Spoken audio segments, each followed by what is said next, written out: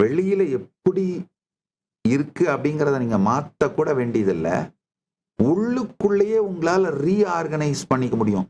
உங்களுக்கு தேவையான அனுபவங்களை உங்களால மேனிஃபெஸ்ட் பண்ணி வாழ முடியும்.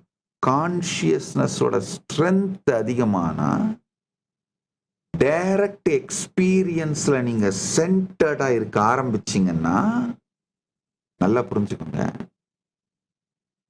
எக்ஸ்பீரியன்ஸ் சென்டர்டாவே வாழ ஆரம்பிச்சீங்கன்னா உங்க கான்ஷியஸ்னஸுக்கு எந்த எக்ஸ்பீரியன்ஸ வேணாலும் எக்ஸ்டர்னல் ஸ்டிமுலி இல்லாமலே, எக்ஸ்டர்னல் ட்ரிகர் இல்லாமலே மேனிஃபெஸ்ட் பண்ணி பார்க்கவும் வாழவும் முடியுங்கிறது புரிஞ்சதுன்னா, அப்ப நடக்கிறது தான் முழு சுதந்திரம். Conscious sovereignty.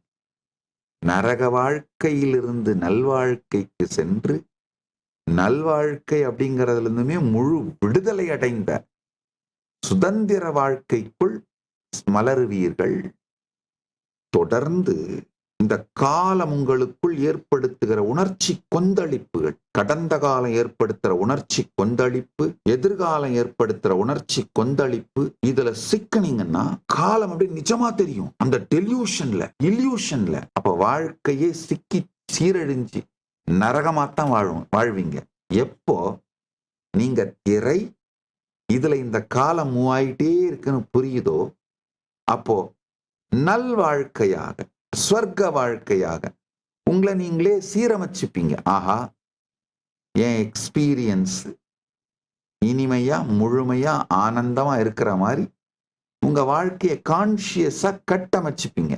அது சொர்க்க வாழ்க்கை.